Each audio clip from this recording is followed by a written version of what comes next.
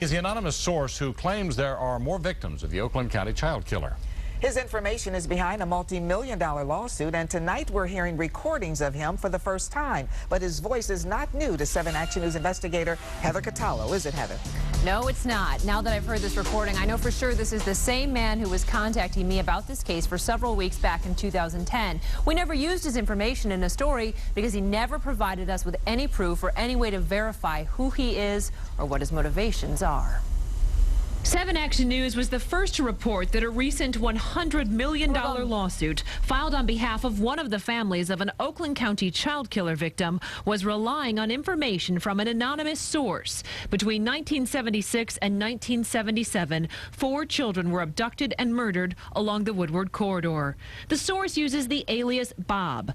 Both the Detroit attorney who filed the lawsuit, Paul Hughes, and Christine Mihelich's mother, Deborah Jarvis, admit they have never met Bob, and they don't know his real name. The number of victims is tied to whatever they are trying to accomplish.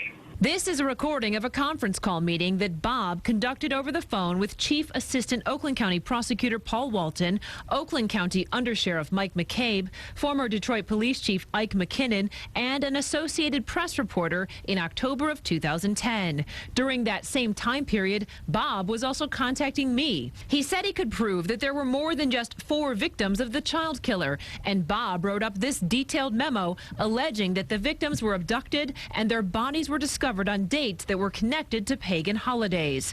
This is Bob giving his reasons of why Mark Stebbins was taken by the killer on February 15th, 1976. February 1st, or the first full moon in Aquarius, is a time of cleansing in newborn lambs.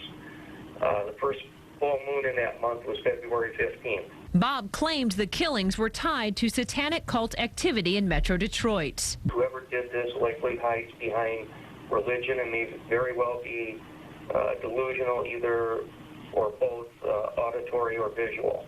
The problem was, Bob would never provide a name or any information about himself or a phone number so that we could verify what he was saying. If he was some crazy dude, he'd just be out there posting it all over, or he would be turning the matter over to the Oakland County prosecutor. He wanted one piece of information, essentially, to confirm what he basically already knew before he was going to put an individual out there as a suspect. And that, my friends, is integrity on his part. That's all he wanted to verify was before he put that information forward. Are you sure he hasn't posted anything on the internet?